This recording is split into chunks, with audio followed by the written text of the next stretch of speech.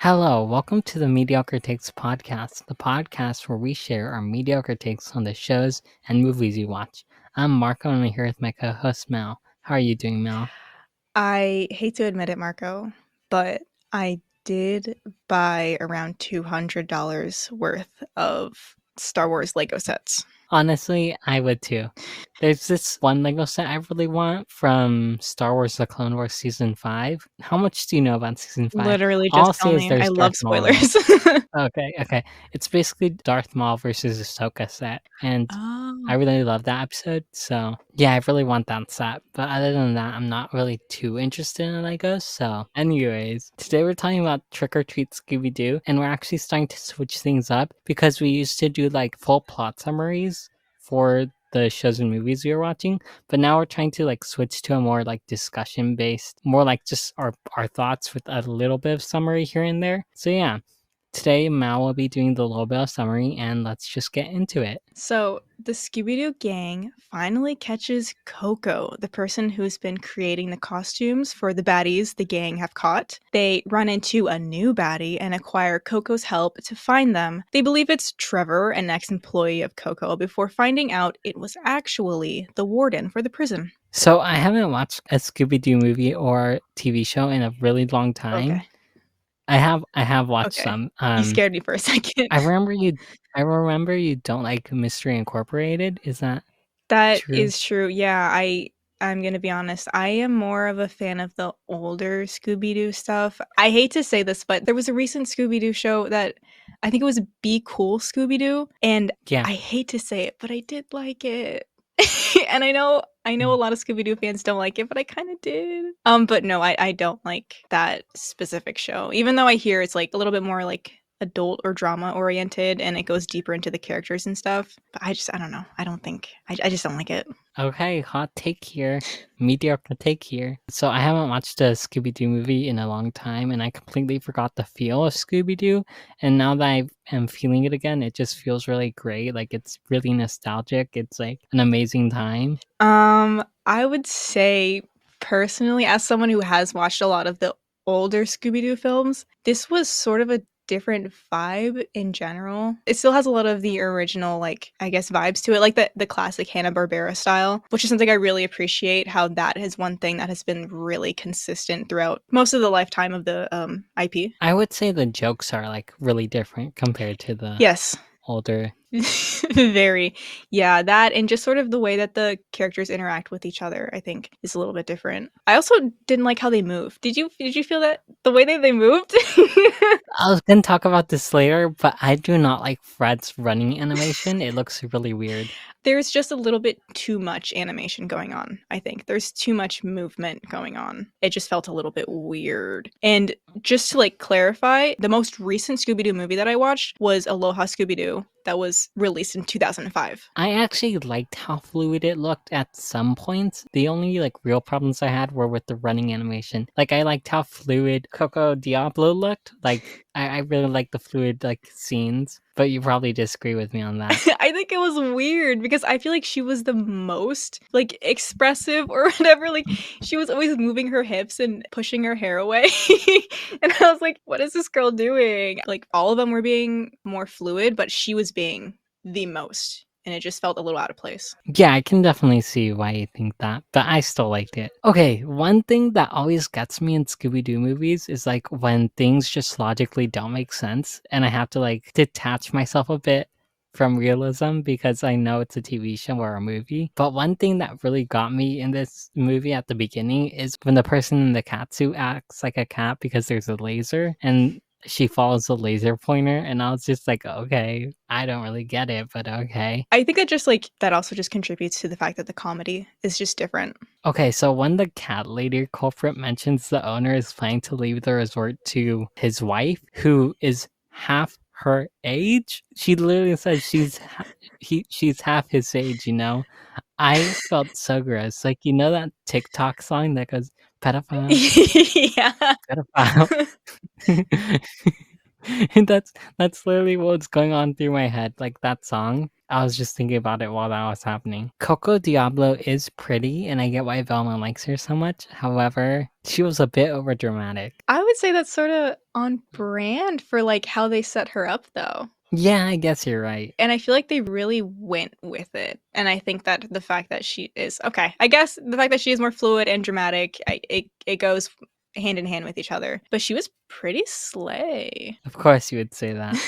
Okay, I think it was kind of obvious Warden Collins would be the culprit after the apprentice Trevor mentioned that he had a huge order from the prison, but I will admit at first I thought that the villain would be Trevor. Okay, to be honest, I had a soft spot for Trevor since the beginning. It is because like just like the way he was so pathetic really made me like him. And also, I mean, we can get to this later, but just they did him so dirty at the end, which makes me so sad because I honestly didn't think he was going to be the villain because I just think that at this point a lot of movies do that thing where it's like they set up one person as like a red herring and then it's the other guy. I had a bad vibe about the warding since the beginning. I didn't exactly think that he was going to be the villain, though I think it does make sense that the warden of a prison is the bad guy, obviously. Hot take, prisons are modern day slavery, and that's all I have to say. That's a hot take if you're dumb. Okay, mediocre take again. Yeah, the warden was obviously gonna give you bad vibes just from the fact that like he went crazy the moment one of the villains, like what's the word? Dumped, I guess, on the Scooby-Doo gang or whatever I'm trying to say. Shitted on. What's it when you shitted on? Sure. Clapped back. Something similar to clap back, but I don't know the word. Yeah, when he reacted, I felt so uncomfortable and I just knew like he was a bad guy, especially when he like made fun of the prisoners for like trying to escape. It felt like really weird. Oh yeah. So yeah. I love that Daphne isn't sure what she ever does when it comes to solving the mysteries. Also, it's literally 1 year later and Daphne still is worried about what she does when it comes to solving mysteries. So it must have really stuck with her. Okay, I feel like I've like heard or read this before, but I feel like a lot of people have like said that Daphne is kind of useless or she doesn't do much in the group, which I never understood because from what I remember, she is actually a very clever character and I think the argument comes from like the fact that she's not book smart, but she's street smart. Like she's very resourceful, and I think that Freddie and Velma, I think that their intelligence is more perceivable. But I don't know. I think it's a really stupid thing to say that Daphne's useless. I would blame it on the writers because I know there's this one Scooby-Doo series where Daphne always gets kidnapped. I do not know what the Scooby-Doo series is called, but okay, well they obviously yeah, had a writer who had a writers. fetish on that show. So oh my god, I mean. You're probably not wrong, but if there are people saying, "Oh my god, she's always getting kidnapped," there is someone who definitely fetishizes that. Kick them out, Cartoon Network. Anyways, yeah, so I already mentioned this, but Fred's run is weird, and I noticed this when the ghoul showed up. It was really strange. I love a classic chase scene. It was really nice. That Trevor guy was so awkward to watch. Like, I hate it when people cry in public. It's so awkward. I think it's the snot. Yeah. I remember I had this one friend who almost cried in front of me, and I felt, like, so uncomfortable. It's just a really awkward time, you know? Yeah, the most I can do in those situations is, like, a pat on the back and be like, "Oh, buddy." I love how we're both, like, kind of emotionally detached. There. Oh, okay. I hate fourth wall breaks. So when Scooby-Doo says that the whole franchise is named after him, I hated that so much. I think most fourth wall breaks are bad, but this one was kind of okay. But I just hated it either way, you know? Yeah, I think that they did. There were a couple other times where they got a little meta with like tropes in the Scooby-Doo universe, like during the monologue of I think it was the cat person that they caught. They just left, and then the person was like, "Wait, where's the meddling kids and the dumb dog?" And then at the end, where Velma's like, "My glasses! I lost my glasses." I think those were tasteful, kind of like meta things. I did chuckle when Scooby-Doo was like, "This is named after me." I don't even know how to explain it. It's just a weird movie, so I wasn't surprised that they did it. I do think it was kind of a cheap fourth wall break though. Yeah, I agree with you when it comes to, like, it was kinda cheap. I will say I do like the other references that are in this movie, like, we get a bunch of references when it comes to past villains from the entire franchise, and I did like the, like, little "my glasses" jokes where the glasses, like, melted off. I kinda have mixed feelings when it comes to, like, the other references, but other than the, like, Scooby-Doo is the, like, name of the franchise joke, everything else was kinda okay. Yeah, they included, like, I think it was, like, every villain they had in the original Scooby-Doo cartoon, which I thought was super cool, and then also, I don't know if they did this on purpose or not, but when they were at that insurance place or whatever, interrogating that guy, the calendar that was there said 2001, and I was wondering if they were trying to put a timeline to it, because I feel like that would make sense if they caught all those people. When did Scooby-Doo first air? In the 90s? Let me Google. 1969. No way! No way. Okay, no, but like the Hanna-Barbera, like the one that we know and love. Okay, maybe not. No way. I'm Googling this. It's Scooby-Doo, Where Are You? No fucking way. The 60s? They didn't have cartoons back in that time. That's fucking insane. Okay. Well, anyway, never mind then. Maybe the calendar didn't mean anything. Maybe it was in the 2000s, but maybe it didn't have anything to do with like an actual timeline that they were creating. That would be really cool though if it was Yeah. like a timeline. I love how Velma is a lesbian and I love the gay panic. It's very cute and I wish we got more of it. Did you enjoy the gay panic? No? Oh my god. Let me say something. When Velma first saw Coco, I personally felt so validated because I always knew that there was something up with her ever since I saw Scooby-Doo Zombie Island. And oh my god, her little gay panic. Okay, everyone looked at Velma like they were sussing her out. It kind of reminds me of Glimmer and Bo with Catra and Adora in season 5. Say what show it is because people won't Oh, know. from Shira and the Princesses of Power. And then also, I love that they were really obvious about it and it wasn't reduced to simple implications. Like it was so fucking obvious that Velma had a huge gay crush on Coco. And I love that we actually got to see that instead of them maybe implying like, "Oh my god, the fucking blush, the subtle the blush." And then that's it. I always knew that bitch was gay and I stand by that. You know what I find funny? One time I mentioned like a gay romance in a show I watched, and you were like, that is so gross. You know what I want to say then? I want to say, you're literally a queer. Why are you hating like a straight person? Well, maybe I can explain that. Was it two guys? Well, there's your Yes. answer. And I know what you're. There's your answer. What else do you want me to say? I'm a man hater. No, I'm not. I'm not. Maybe a little bit. You can be a man hater. That's fine by me. I really should play more into the fact that I'm a man-hating lesbian, but I don't know. It's just I have cooties, Marco. I don't know what else to tell you. Yeah, so the animation, really liked how fluid it was most of the time. I usually cannot tell when animation is like good or bad. However, this one, it was really obvious for me how like fluid it was and how good it looked. And I know, Mao, you didn't think it was that good, but I really disagree with you when it comes to that. I will say I really loved the backgrounds. Okay, the thing that I really love is how they have I don't know a lot about the words for animation, but they draw the background and nothing moves in there so they don't I don't know how to explain this.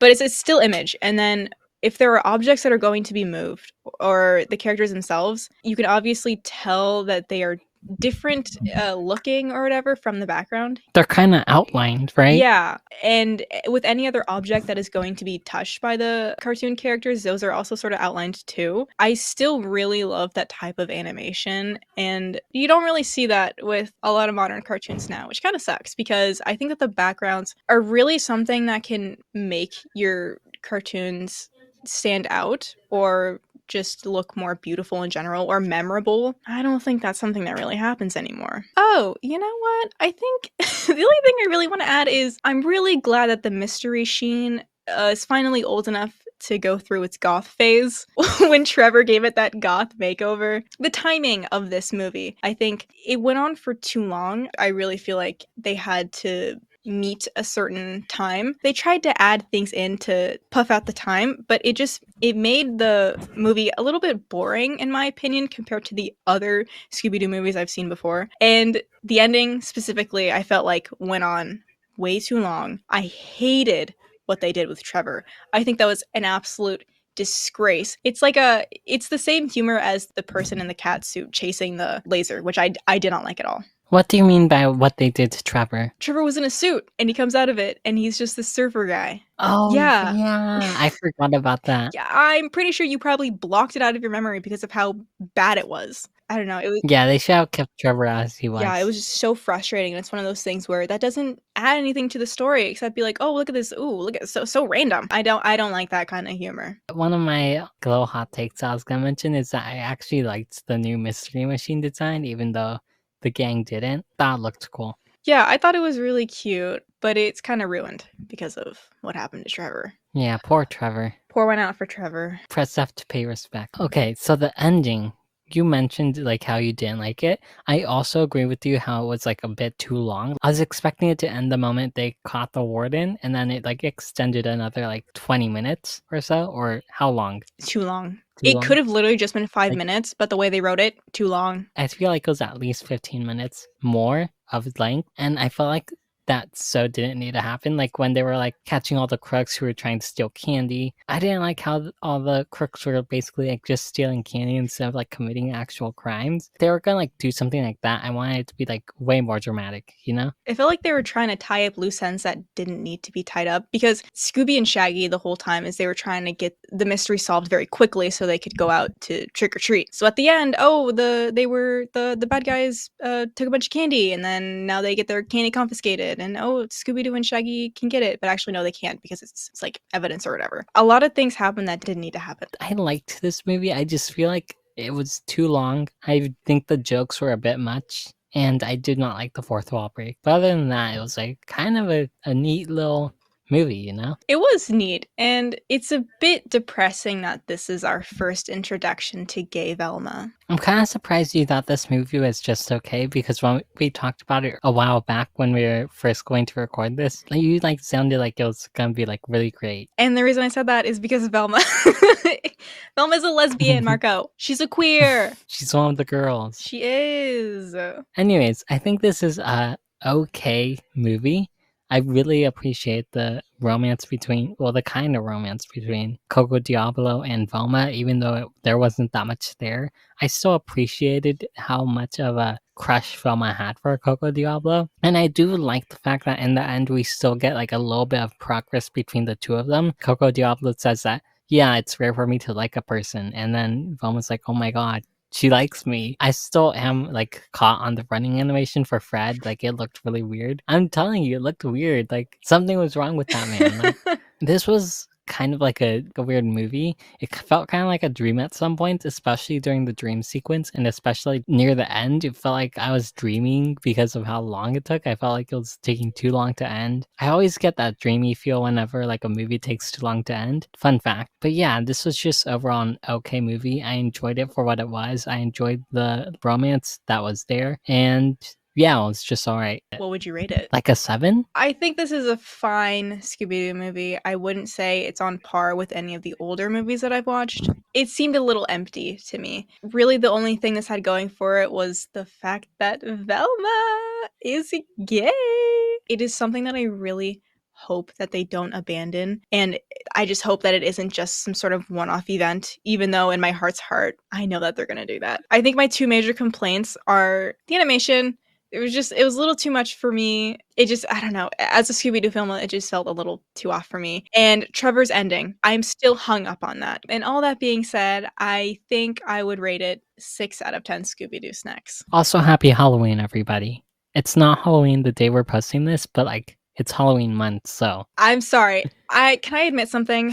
yeah. I don't want to get shitted on by any of our listeners, but I have to be honest. As I grow older, really the only holiday I want to celebrate is Christmas. Like, I'm starting to not really care about literally any other holiday except Christmas. And it's not even because I like Christmas. I like the vibe of it. I like the build up to it. I like every day before it. And then, I don't know, Christmas kind of seems empty. But like everything that goes towards it. And listen, call me an American, but the Christmas consumerism is so fun. I just love it. Yeah, I agree with you. Especially during like Black Friday online shopping. America. Anyway, that's my hot take. Well, now that that's all over, Marco, I think it's time for a little segment that I like to call the Mediocre Minute, which is a tiny little micro moment where me and Marco recommend books, comics, musics, games, and more for all of you to check out when we are having our little girly time away from all of you, which we deserve often. So today I will be recommending Final Girl, which is a solo board game which has a very simple premise, which is you are the final girl, the brunette virgin in every slasher that survives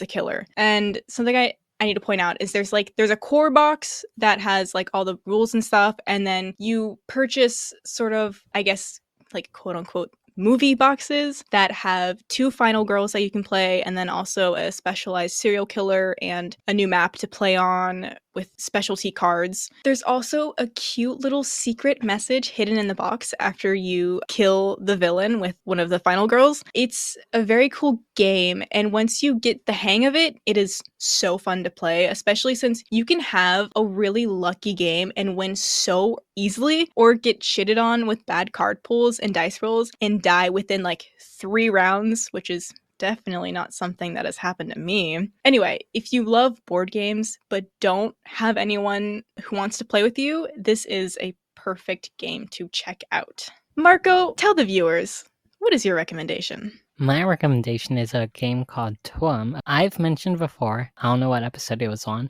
but I've mentioned before that I love photography games, and I've recommended Berry People, which is not a creature collector, but more like a creature photography game where you take photos of these little berry people. And another photography game that I really like is Toem. Toem is this game about you going on a journey and helping people out by taking photos. And it's about you like climbing this mountain and seeing I don't know what it's called, but like an Aurora Borealis, I think. It's a really pretty game. I really like the aesthetics. It's beautiful, and that's my recommendation. Anyways, you guys, if you like this episode, please make sure to download it because that helps us a lot. We have an Instagram, Twitter, TikTok, and Threads, which are at MidTakesPod. And you can also send us a voice message on Anchor or Spotify for podcasters now. They changed the name. Fun fact. And that's everything. So, goodbye. Slay!